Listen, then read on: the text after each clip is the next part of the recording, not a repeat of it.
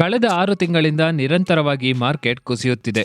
Nifty 50 ಸುಮಾರು 16%, ಸೆನ್ಸೆಕ್ಸ್ 30 ಸುಮಾರು 15%, mid cap index ಸುಮಾರು 22% ಮತ್ತು ಸ್ಮಾಲ್ ಕ್ಯಾಪ್ ಇಂಡೆಕ್ಸ್ ಸುಮಾರು 25% ಕರೆಕ್ಷನ್ ಅನ್ನು ನೀಡಿದೆ. ಆದರೆ ಇವೆಲ್ಲ ನೆಗೆಟಿವ್ಗಳ ನಡುವೆ ಎಸಿ ಇಂಡಸ್ಟ್ರಿಯ ಷೇರುಗಳು ಮಾತ್ರ ಸದ್ದಿಲ್ಲದೆ ಅಪ್ ಟ್ರೆಂಡ್ ಕಡೆಗೆ ಹೊರಳುತ್ತಿದೆ ಮತ್ತು ಮಾರ್ಕೆಟ್ಗಿಂತ ಕಡಿಮೆ ಕರೆಕ್ಷನ್ ಅನ್ನು ನೀಡಿದೆ. ಹಾಗಾದರೆ ನಿಜವಾಗಲೂ ಎಸಿ ಇಂಡಸ್ಟ್ರಿಯಲ್ಲಿ ಆಗುತ್ತಿರುವುದು ಏನು, ಅವುಗಳ ಸವಾಲೇನು ಎಂಬುದನ್ನು ಈ ವಿಡಿಯೋದಲ್ಲಿ ನೋಡೋಣ. ವೆಲ್ಕಮ್ ಟು ಫಿನ್ಬಿಸ್ ಕನ್ನಡ, ಬಿಸ್ನೆಸ್ ಮತ್ತು ಫೈನಾನ್ಸ್ ಇನ್ನು ಕನ್ನಡದಲ್ಲಿ. ಜಾಗತಿಕ ತಾಪಮಾನ ಏರಿಕೆಯಿಂದಾಗಿ ಹೆಚ್ಚುತ್ತಿರುವ ಟೆಂಪರೇಚರ್ ಇಂದಾಗಿ ಮೊದಲಿಗೆ ಲಕ್ಸುರಿ ಕ್ಯಾಟಗರಿಯಲ್ಲಿ ಇದ್ದ ಎಸಿ ಇಂದು ನಿಧಾನವಾಗಿ ಅಗತ್ಯವಾದ ಕ್ಯಾಟಗರಿಗೆ ಬಂದು ಸೇರಿಕೊಳ್ಳುತ್ತಿದೆ. ಸದ್ಯ ಭಾರತದ ಒಟ್ಟಾರೆ ಎಸಿ ಡಿಮ್ಯಾಂಡ್ನ 75% ಕೇವಲ ಈ ರೀತಿಯ ಗೃಹೋಪಯೋಗಿ ಮತ್ತು ರಿಟೇಲ್ ಸೆಕ್ಟರ್ ಇಂದ ಬರುತ್ತಿದೆ. ಅದರಲ್ಲೂ ಕೋವಿಡ್ ನಂತರದ ಕೇವಲ 4 ವರ್ಷದಲ್ಲಿ ಎಸಿ ಡಿಮ್ಯಾಂಡ್ ಡಬಲ್ ಆಗಿದೆ. ಇನ್ನು ವೋಲ್ಟಾಸ್ನ ಎಂಡಿ ಮುಕುಂದನ್ ಮೆನನ್ ಪ್ರಕಾರ ಕಳೆದ 1 ವರ್ಷದಲ್ಲಿ ರಿಟೇಲ್ ಎಸಿ ಡಿಮ್ಯಾಂಡ್ 35% ಹೆಚ್ಚಳವಾಗಿದೆ. ಇದರ ನಡುವೆ ಮುಂದಿನ ಏಪ್ರಿಲ್ ಮತ್ತು ಮೇ ಅಲ್ಲೂ ಕೂಡ ಹೆಚ್ಚಿನ ಶಾಖ ಇರುವ ಬಗ್ಗೆ ಈಗಾಗಲೇ ಸುಳಿವು ನೀಡಿರುವ ಭಾರತದ ಹವಾಮಾನ ಇಲಾಖೆ ಮತ್ತಷ್ಟು ಡಿಮ್ಯಾಂಡ್ ಹೆಚ್ಚಳದ ಮುನ್ಸೂಚನೆಯನ್ನು ನೀಡಿದೆ.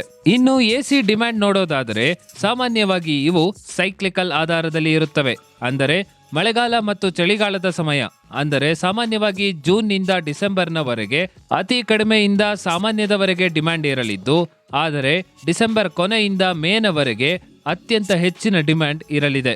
ಅಂದರೆ ಅಲ್ಲಿಗೆ ಈ ರೀತಿಯ ಕಂಪನಿಗಳ ಕ್ವಾರ್ಟರ್ ರಿಸಲ್ಟ್ ಅನ್ನು ನೋಡುವಾಗ ನಾವು ಹಿಂದಿನ ವರ್ಷಕ್ಕೆ ಕಂಪೇರ್ ಮಾಡಬೇಕೇ ವಿನಃ ಹಿಂದಿನ ಕ್ವಾರ್ಟರ್ಗಳಿಗಲ್ಲ.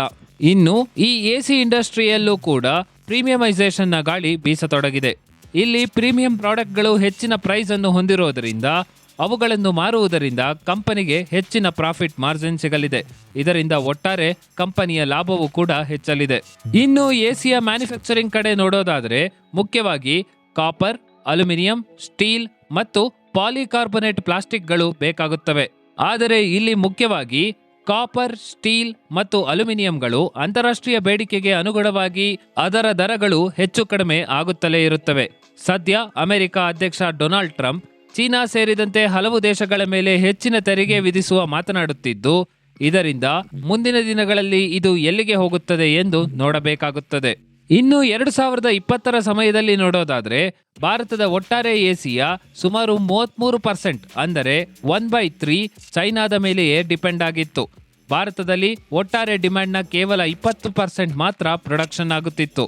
ಇದೇ ಕಾರಣಕ್ಕೆ ಭಾರತ ಸರ್ಕಾರ ಅಕ್ಟೋಬರ್ 2020ರಲ್ಲಿ ಒಂದಷ್ಟು ವಿಧದ ಎಸಿಯ ಮೇಲೆ ಇಂಪೋರ್ಟ್ ಬ್ಯಾನ್ ಅನ್ನು ವಿಧಿಸಿತಲ್ಲದೆ ಆತ್ಮನಿರ್ಭರ ಭಾರತ ಮಿಷನ್ನ ಅನುಗುಣವಾಗಿ PLI ಪ್ರೊಡಕ್ಷನ್ ಲಿಂಕ್ಡ್ ಇನ್ಸೆಂಟಿವ್ಸ್ ಅನ್ನು ಘೋಷಿಸಿತು.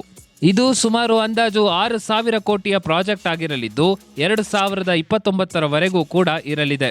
ಇದರಲ್ಲಿ ಭಾರತದಲ್ಲಿ ಉತ್ಪಾದನೆಯಾಗುವ ವಸ್ತುವಿಗೆ ಇನ್ಸೆಂಟಿವ್ಸ್ನ ಜೊತೆ ಸೇಲ್ಸ್ ಇನ್ಸೆಂಟಿವ್ಸ್ ಅನ್ನು ಕೂಡ ಸೇರಿಸಲಾಗಿದೆ. ಅಂದರೆ ಒಂದು ಎಸಿಯನ್ನು ಭಾರತದಲ್ಲಿ ಪ್ರೊಡಕ್ಷನ್ ಮಾಡಿದರೆ ಅದಕ್ಕೆ ಒಂದಷ್ಟು ಇನ್ಸೆಂಟಿವ್ಸ್, ಅದರ ಜೊತೆ ಅದೇ ವಸ್ತುವನ್ನು ಭಾರತದಲ್ಲಿ ಮಾರಿದರೆ ಮತ್ತೆ ಸುಮಾರು 4-6% ಇನ್ಸೆಂಟಿವ್ಸ್ ಅನ್ನು ನೀಡಲಾಗುತ್ತಿದೆ. ಇದರ ಜೊತೆ ಭಾರತ ಸರ್ಕಾರ 2029ರ ವೇಳೆಗೆ ಭಾರತದ ಒಟ್ಟಾರೆ ಡಿಮ್ಯಾಂಡ್ನ 80% ಅನ್ನು ಭಾರತದಲ್ಲೇ ತಯಾರಿಸುವ ಗುರಿ ಹೊಂದಲಾಗಿದೆ. ಸದ್ಯ ಎಕನಾಮಿಕ್ ಟೈಮ್ಸ್ನ ವರದಿಯ ಪ್ರಕಾರ ಭಾರತದ ಡಿಮ್ಯಾಂಡ್ನ 60% ಅನ್ನು ಭಾರತದಲ್ಲೇ ಮ್ಯಾನುಫ್ಯಾಕ್ಚರಿಂಗ್ ಮಾಡಲಾಗುತ್ತಿದೆ. ಆದರೆ ಇನ್ನೂ ಕೂಡ 40% ಬೇಡಿಕೆಯನ್ನು ಪೂರೈಸಲು ವಿದೇಶಗಳ ಮೇಲೆ ಡಿಪೆಂಡ್ ಆಗಿದೆ. ಸದ್ಯ ಭಾರತದ ಸುಮಾರು 7-9% ಮನೆಗಳಲ್ಲಿ ಮಾತ್ರ ಎಸಿ ಆಗಮಿಸಿದೆ. ಆದರೆ ದೇಶದ ತಲಾ ಆದಾಯ ಹೆಚ್ಚುತ್ತಿದ್ದಂತೆ ಇದು ಸುಮಾರು 30-40% ಅನ್ನು ತಲುಪುವ ನಿರೀಕ್ಷೆ ಇದೆ. ಅದರಿಂದ ಇನ್ನಷ್ಟು ವೇಗವಾಗಿ ಪ್ರೊಡಕ್ಷನ್ ಅನ್ನು ಹೆಚ್ಚಿಸುವ ಕಡೆ ಗಮನ ಕೊಡಬೇಕಾಗಿದೆ. ಇಲ್ಲದಿದ್ದರೆ ಮತ್ತದೇ ವಿದೇಶಗಳ ಮೇಲೆ ಡಿಪೆಂಡ್ ಆಗಿರಬೇಕಾಗುತ್ತದೆ. ಸದ್ಯ 60% ಎಸಿ ಭಾರತದಲ್ಲೇ ಮ್ಯಾನುಫ್ಯಾಕ್ಚರಿಂಗ್ ಆಗುತ್ತಿದ್ದರೂ ಕೂಡ ಈ ರೀತಿಯ ಎಸಿಯನ್ನು ಮ್ಯಾನುಫ್ಯಾಕ್ಚರ್ ಮಾಡಲು ಸುಮಾರು 35% ಕಾಂಪೋನೆಂಟ್ಗಳಿಗೆ ಚೀನಾದ ಮೇಲೆಯೇ ಡಿಪೆಂಡ್ ಆಗಬೇಕಾಗಿದೆ. ಇದು ಕೂಡ ಮುಂದಿನ ದಿನಗಳಲ್ಲಿ ದೊಡ್ಡ ತಲೆನೋವಾಗಿ ಪರಿಣಮಿಸಲಿದೆ. ಇವುಗಳ ನಡುವೆ ಗಮನಿಸಬೇಕಾದ ಮತ್ತೊಂದು ಅಂಶವೆಂದರೆ ಇತ್ತೀಚೆಗೆ ಉಂಟಾದ ರೂಪಾಯಿ ಮೌಲ್ಯ ಕುಸಿತ, ಅದರ ಜೊತೆ ಹೆಚ್ಚುತ್ತಿರುವ ಜಿಯೋಪೊಲಿಟಿಕಲ್ ಸಂಘರ್ಷ, ಮತ್ತೊಂದೆಡೆ ಚೀನಾದಲ್ಲಿ ಹೆಚ್ಚುತ್ತಿರುವ ಬೇಡಿಕೆಯಿಂದಾಗಿ ಎಸಿ ಕಾಂಪೊನೆಂಟ್ಗಳ ಬೇಡಿಕೆ ಕೂಡ ಏರಿಕೆಯಾಗುತ್ತಿದೆ. ಉದಾಹರಣೆಗೆ ಬ್ಲೂ ಸ್ಟಾರ್ ಮತ್ತು ವೋಲ್ಟಾಸ್ ಕಂಪನಿಯ ಬ್ಯಾಲೆನ್ಸ್ ಶೀಟ್ ನೋಡೋದಾದ್ರೆ ಎಸಿ ಕಾಂಪೋನೆಂಟ್ನಲ್ಲಿ ಕೇವಲ ಒಂದೇ ವರ್ಷಕ್ಕೆ ಕ್ರಮವಾಗಿ 32% ಮತ್ತು 27% ರಷ್ಟು ಹೆಚ್ಚಾಗಿದೆ. ಹೀಗೆ ಹೆಚ್ಚಾಗಿರುವ ದರವನ್ನು ಗ್ರಾಹಕರಿಗೆ ವರ್ಗಾಯಿಸಿದರೆ ಬೇಡಿಕೆ ಕುಸಿತವಾಗುವ ಭಯದಿಂದ ಒಂದಷ್ಟು ಬೆಲೆ ಏರಿಸಿ ಮತ್ತೊಂದಿಷ್ಟನ್ನು ತಾವೇ ಭರಿಸುವ ಕಡೆ ಗಮನ ಕೊಡುತ್ತಿವೆ. ಇದರ ಜೊತೆ PLI ಸ್ಕೀಮ್ನಿಂದಾಗಿ ಹಲವು ಹೊಸ ಮತ್ತು ಸಣ್ಣ ಕಂಪನಿಗಳು ಪ್ರಾರಂಭವಾಗಿದ್ದು ಕಾಂಪಿಟೇಷನ್ನ ಮೇಲೆ ದರ ಕಡಿತಕ್ಕೆ ಮುಂದಾಗಿವೆ. ಇದರಿಂದ ದೊಡ್ಡ ಪ್ಲೇಯರ್ಗಳಾದ ಬ್ಲೂ ಸ್ಟಾರ್ ಮತ್ತು ವೋಲ್ಟಾಸ್ಗಳು ಕೂಡ ಒತ್ತಡಕ್ಕೆ ಸಿಲುಕುತ್ತಿವೆ. ಆದ್ದರಿಂದ ಮುಂದಿನ ದಿನಗಳಲ್ಲಿ ಹೆಚ್ಚುತ್ತಿರುವ ಈ ಎಸಿ ಡಿಮ್ಯಾಂಡ್ ಅನ್ನು ಯಾವ ಕಂಪನಿ ಹೆಚ್ಚಿನ ಮಾರ್ಜಿನ್ನೊಂದಿಗೆ ಲಾಭ ಪಡೆದುಕೊಳ್ಳುತ್ತದೆ ಎಂದು ಕಾದು ನೋಡಬೇಕಾಗುತ್ತದೆ. ಇನ್ನು ಈ ಎಸಿ ಇಂಡಸ್ಟ್ರಿಯ ಟಾಪ್ ಪ್ಲೇಯರ್ಸ್ಗಳನ್ನು ನೋಡೋದಾದ್ರೆ ಅವುಗಳು ಈ ರೀತಿ ಇವೆ. ಮೊದಲನೆಯದು ಟಾಟಾದ ಫ್ಲಾಗ್ಶಿಪ್ ಕಂಪನಿ ವೋಲ್ಟಾಸ್ ಲಿಮಿಟೆಡ್. ಸದ್ಯ ಭಾರತದ ಎಸಿ ಮಾರ್ಕೆಟ್ನಲ್ಲಿ ಸುಮಾರು 35% ಪಾಲನ್ನು ಹೊಂದಿದೆ. ಇನ್ನು 12.5% ಒಂದಿಗೆ ಬ್ಲೂ ಸ್ಟಾರ್ ಲಿಮಿಟೆಡ್ ಎರಡನೇ ಸ್ಥಾನವನ್ನು ಹೊಂದಿದೆ. ಸದ್ಯ ಈ ಕಂಪನಿ ಏರ್ ಕಂಡೀಷನರ್ ಮತ್ತು ಕಮರ್ಷಿಯಲ್ ರೆಫ್ರಿಜರೇಷನ್ ನಲ್ಲಿ ಉತ್ತಮವಾದ ಮಾರ್ಕೆಟ್ ಪಾಲನ್ನು ಪಡೆದಿದೆ.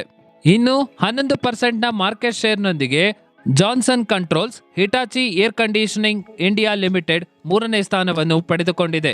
ಜಾನ್ಸನ್ ಕಂಟ್ರೋಲ್ಸ್ ಮತ್ತು ಹಿಟಾಚಿ ಕೂಲಿಂಗ್ ಪ್ರಾಡಕ್ಟ್ನ ನಡುವಿನ ಜಾಯಿಂಟ್ ವೆಂಚರ್ ಆಗಿದೆ. ಇದರೊಂದಿಗೆ ಈ ವಿಡಿಯೋವನ್ನು ಇಲ್ಲಿಗೆ ಮುಗಿಸ್ತಾ ಇದ್ದೀನಿ.